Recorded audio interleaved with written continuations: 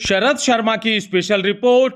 एक समय पिता की छोटी कटिंग की दुकान और आज बाउंसर, लग्जरी गाड़ियां और हजारों भक्तों के बीच चर्चा का केंद्र।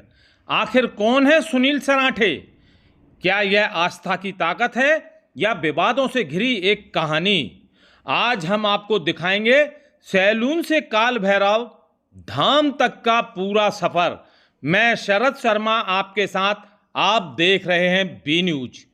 आज हम बात करेंगे रायसेन जिले के सांचेत गांव में स्थित काल भैरव धाम और उसके स्वयंभू पीठाश्वरधीश सुनील सराठे की, जिनका नाम एक बार फिर विवादों के चलते सुर्खियों में है।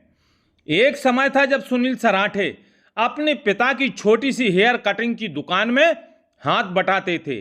आर्थिक स्थिति सामान्य थी, परिवार के पास खेती की जमीन तक नहीं थी। गांव के लोगों के अनुसार कक्षा 10 में फेल होने के बाद उन्होंने पढ़ाई छोड़ दी थी और रोजगार की तलाश में विदिशा का रुख किया। विदिशा में उन्होंने सैलून में काम किया और बाद में अपनी मेहनत से एक एयर कंडीशनर सैलून तैयार कर लिया। लेकिन कोरोना काल में कारोबार बुरी तरह प्रभावित हुआ, कर्ज बढ़ा, पारिवारिक परेशानियां बढ़ी और इसी दौर में उनकी जिंदगी ने एक नया मोड़ लिया। बताया जाता है कि इसी समय सुनील सराठे धार्मिक और तांत्रिक साधना की ओर आकर्षित हुए। गांव में स्थित पुराने भैरव बाबा चबूतरे पर उन्होंने नियमित रूप से बैठना शुरू किया। धीरे धीरे शनिवार की चौकियां लगने लगी और लोगों की भीड़ जुटती चली गई। लेकिन असली बदलाव तब आया जब सोशल मीडिया ने उनकी पहचान को नई ऊंचाइयों तक पहुंचाया। वीडियो, रील और प्रचार के माध्यम से उन्होंने खुद को काल भैरव साधक के रूप में प्रस्तुत किया।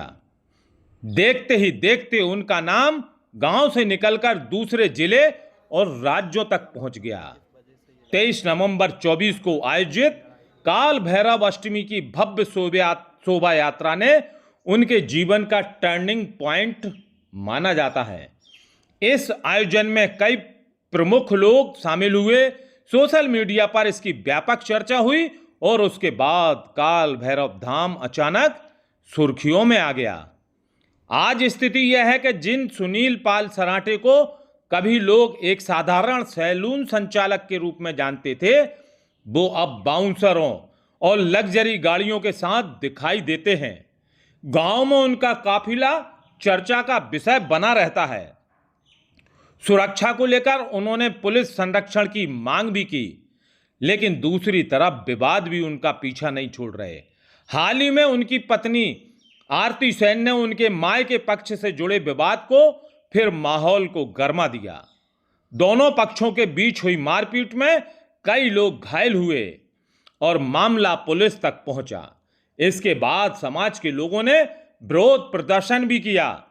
ग्रामीणों के बीच कई तरह की चर्चाएं भी चल रही हैं। हालांकि इनमें कई दावों की कोई आधिकारिक पुष्टि नहीं हुई है, इसलिए किसी भी जानकारी को तथ्यों की कसौटी पर परखना बेहद जरूरी है। दोस्तों, यहां एक महत्वपूर्ण सवाल खड़ा होता है, आखिर किसी भी बाबा, साधक या धर्म गुरु की पहचान क्या होनी चाहिए? सच्चे संत और साधक हमेशा समाज के कल्याण की बात करते हैं।